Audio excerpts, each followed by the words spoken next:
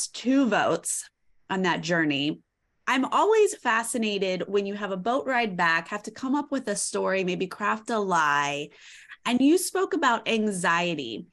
How was it for you figuring out your story, and was your anxiety just sky high?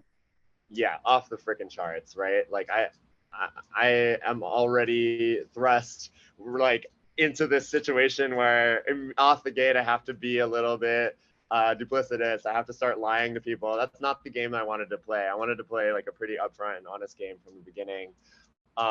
So yeah, I'm thinking, what do I tell these people? And the other thing is, I thought people would go on the same journey as me, right? So I didn't want to tell an outright blatant lie, because whoever goes next will have the same journey and realize that I was lying, and that kind of sets me up poorly. And I was also thinking about numbers, right? In a 6-person tribe, you need 4 people regardless to send someone home. So 4 versus 3, you still have a majority over 2. It's fine to lose 1 vote. The second vote, though, in a tribe of 5, it's rough.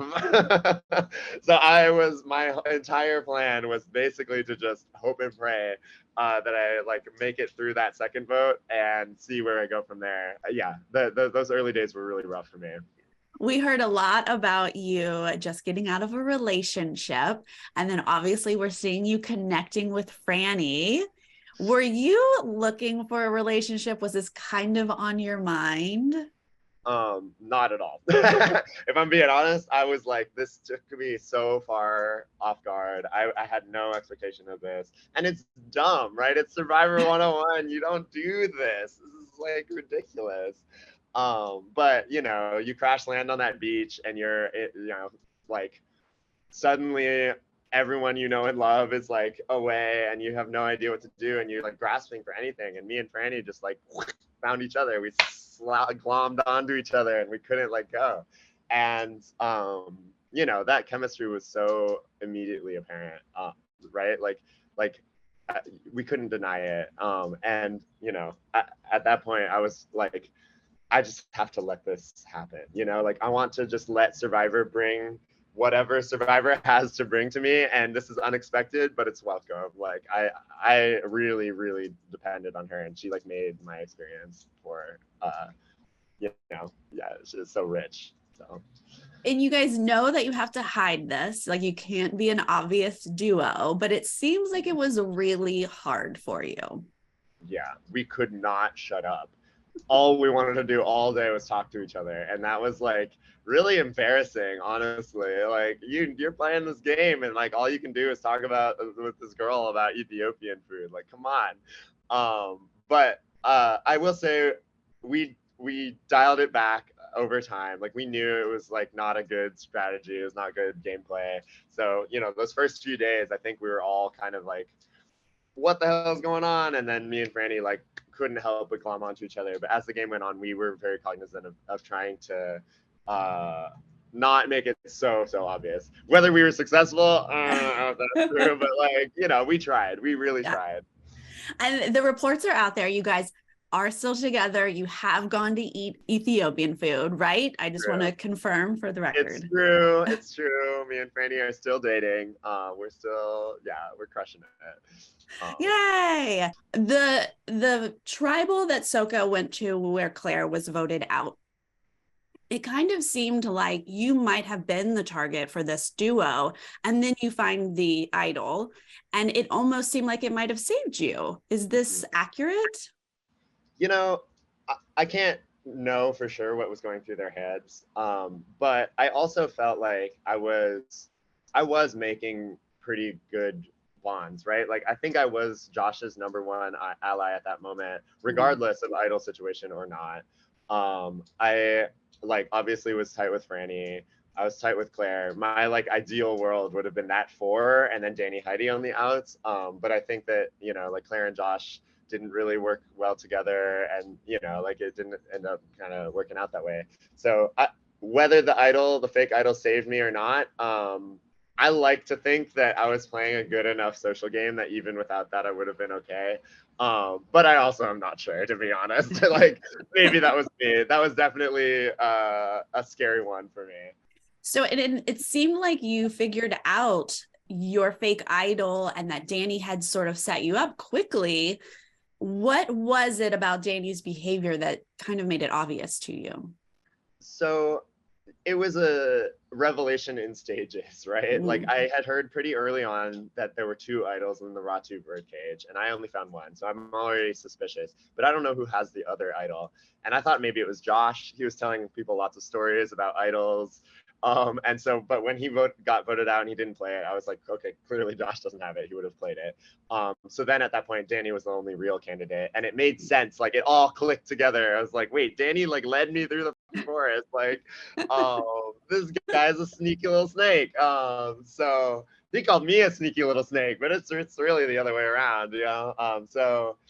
Uh, yeah, it kind of came to me in stages, but at this point, like this episode, I was very sure that it was Danny. Um, I wish that Brandon and Lauren and Jamie were as sure as I was that it was Danny, because that might have saved my butt here. But yeah. Right. And so you're like kind of laying the groundwork here to flip the script on Danny. Is that genuinely where you were headed, maybe for that tribal? Yeah, I was stoked to make Merge because I really love Survivor when it becomes an individual game, right? Like we're all, smart players. We're all like individual players who want to win. And for me, where Survivor like thrives is every individual making individual connections, and that web becomes very complicated, and that's what I love. And so what I had envisioned, like I had this beautiful master plan of like this cross tribe block of like me and Frannie from Soka. I was making connections with Kane and Brandon from Ratu, and then like all of the Tikas. We were talking with Carson, we were talking with Jam Jam, we were talking with Carolyn. Like I had this vision of this all coming together, and that was how the game would play out. But when the rock draw went the way it went, it was clear that Ratu were going to stay Ratu strong. It's in all of their best interest. And I think that kind of set up this dynamic of like Ratu versus Soka with Tika in the middle. That's just how it went down. That's not the game that I wanted to play, but that's how it goes sometimes. Right. And so when you're standing there with this new twist and you're looking at your random team that you're on, walk me through the strategy in your head. Are you looking at where you stand with this small group? Are you thinking, I just have to win? So winning was plan A. I was like looking at the way that it played out. Immediately, I was like, I'm screwed. Everyone who I know and trust and like, well, I like them all, but like everyone I'm close to from the other tribe. And so I was like, if I don't win here and like my team is not safe, this is rough for me. Like this is bad. So I tried winning.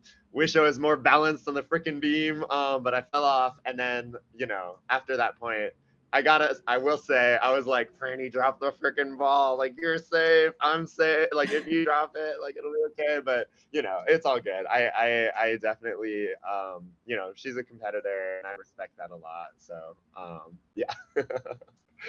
Now, this infamous bag that you do not have with you. Oh, yeah. If you did have it with you, how does it change your game before tribal and at tribal? Yeah. I think that if I have my bag, I can I can back up my story that I don't have an idol much more clearly, right? I can literally empty it all out. I can like strip naked. Like I'll do it all. I'll be like, literally, I have nothing. I think that is the only thing that really could have convinced the Ratu 3 that I didn't have something. And then the other thing that it might have changed, like I would have played everything I had at that point. I was feeling, I knew it was me. I think like I was really, really confident it was me. And so I would have played the fake idol. I know it was fake. I don't care. I'm already looking like a fool on television. I might as well like commit to it. And then I would have played the shot in the dark as well. I had this like thought in my mind that it would be so funny to go out never having voted and like make jury literally like never having written anyone's name down. I sort of like wanted that for me, but it wasn't meant to be. So I probably made a bigger deal out of the bag than I really should have. That was dumb. Leaving it was dumb. The whole thing was dumb. Like I know I say in the episode, like I'm a fool for that one, but that's how it is, and I can't be bitter about it. I mean, when you like ask if your bag is over there and Frannie like is saying no. I mean, I think so many of us, our hearts just dropped. But Jeff did say this morning that you wouldn't have been able to get it anyway. Really? Actually, Yes. they wouldn't Yes. have given it to me. They wouldn't have. They said it was separate. If she had it, I don't know, she would have had to like throw it at you or something. I don't know. But Jeff says you wouldn't have been able to play anything in it. I feel like they should have given it to me. Like that Survivor is a game about making plays, and that is a play, right? It's Yeah. weird. Talk to the jury and be like, "Can I have that?" Like, but that was, I mean, at that point, I'm trying to throw everything I have at it, and I think they respect that. My perception is that they want us to throw everything we have at it. So, boo! They should Right? give Agreed. I wish there was some way you could have at least gotten your shot in the dark. That yeah. was, ugh. This tribal turns out to be super emotional for you. And it's interesting because you were a threat because you were so loved, right? People, I mean, Frannie, you're so close with Frannie, but everybody wants to work with you at this point. Talk to me about this tribal experience. Yeah. Oh, what a crazy roller coaster it was. Like I went in knowing it was me. And I think you can tell on my face, and like, I give Frannie a little look at the very beginning of Tribal. And that look is, I'm going home. I'm sorry, Frannie. You know what I mean? Like that's the message. But I wanted to make it fun. I wanted to be funny. Bring this papaya. Like it's just like, crazy little bit. But then Jeff asks me, like if this is the last thing you do, like I don't know I forget what exactly he said, but in that moment it became so real, and like people, I was literally processing being eliminated before I was eliminated. Like I knew already, like the writing was on the wall, and I just broke down. Like Jeff really cracked me wide open, and I was crying for a long time. It was like 15 full minutes. Oh, It was rough. And yeah, and then the whiplash, like so far. Heidi stands up with this advantage. I think I'm saved, and then she says Lauren on Jam Jam, and I'm like, oh shit, I'm not saved. Like that's a total like doesn't change the vote at all. And yeah, it was such a crazy emotional experience. Honestly, watching it back was really hard. But it also like I'm happy with it. It was a really beautiful like end to this like amazing journey that I've gotten to participate in. So if you could sum up this entire experience in one word, what would it be? oh God. Um Honestly, empowering. I feel I like for me this is a not just like a lifelong dream kind of thing, but also like a personal growth moment. And so, like I feel like I really like found myself through this process and found my voice, and that means the world to me. It's worth more than $1 million. And it Yeah. found love. So really, like, who won Survivor 44? It's me. You did. That's right. That's so good to hear. You were an absolute delight to watch. Your love is heartwarming. Thank you so much for your time today. Yeah, appreciate that. Thanks. Side note, I do astrology and you guys connect quite a bit. So Do we really? happy to hear this is working out. Oh yeah. We literally read our horoscopes like every day. Okay, well then we'd have to talk more about that later. I love Yeah. it. I love it.